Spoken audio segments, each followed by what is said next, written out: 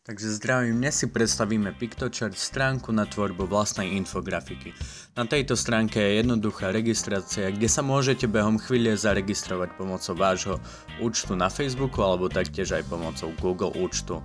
Je to jednoduchá registrácia, kde vyplníte pár osobných údajov. Rozhranie na tejto stránke ponúka široké spektrum rôznych základných motívov na tvorbu infografiky, avšak niektoré sú spoplatnené. Môžete si vybrať aj z viacerých bezplatných motívov, s ktorými môžete následne pracovať a editovať ich. Toto rozhranie ponúka viacero možností na editovanie infografiky. Každý vybraný motív sa skladá z viacerých strán, ktoré môžete následne upravovať a vytvárať tak prezentácie s viacerými stranami. Môžete tak editovať text a obrázky každej jednej strany.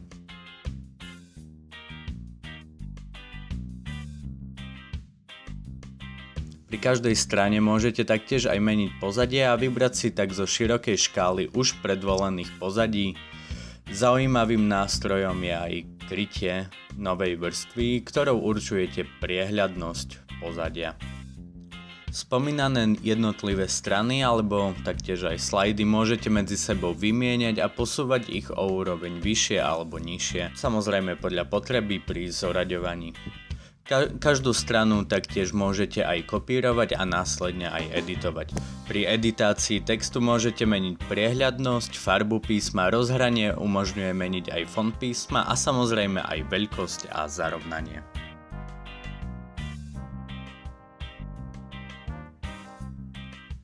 Do prezentácie môžete vkladať objekty a rôzne ikony, ktoré sa nachádzajú v databáze stránky.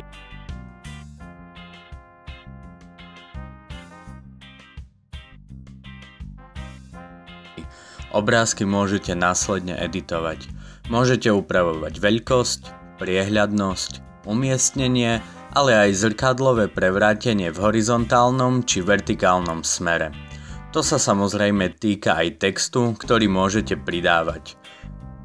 Môžete tam upravovať samozrejme rôzne fonty, veľkosť a taktiež aj priehľadnosť a podobne.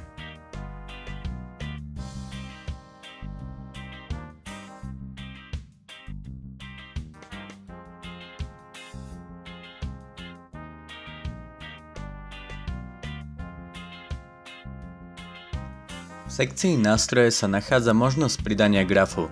Otvorí sa následne nové okno s ponukou editovania grafu. Rozhranie ponúka editovanie hodnôt x-ovej a y-ovej osy. Môžete si vybrať aj z rôznych prevedení jednotlivých grafov.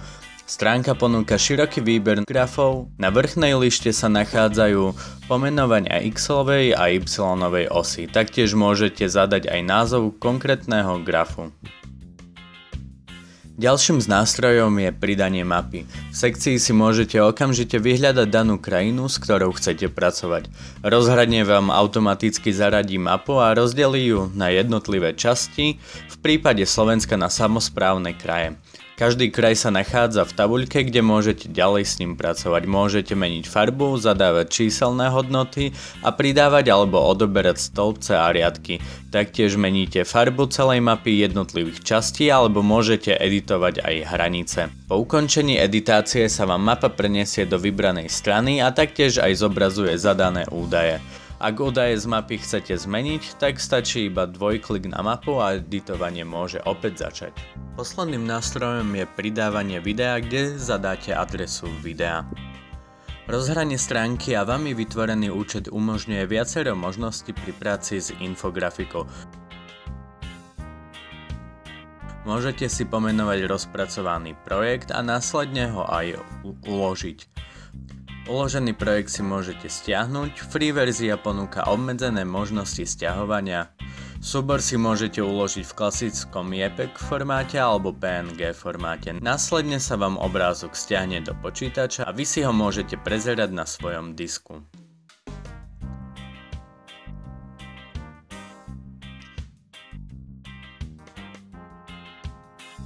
Menšie problémy som mal so šerovaním odkazu, aj keď po chvíli som to hneď opravil. Problém bol s odkliknutím publikovania projektu. Musíte sa dostať iba k svojim uloženým projektom a tam nastaviť publikovanie projektu. Ak dáte projekt publikovať, môžete šerovať odkaz s vašim projektom, kde budú fungovať všetky možnosti, akými sú napríklad aj interaktívne zobrazovanie údajov v grafoch a mapách. Projekt si môžete nastaviť aj ako prezentáciu, ktorá má veľmi príjemné stvárnenie a grafické prvky. Tak sa s vami lúčim, majte sa.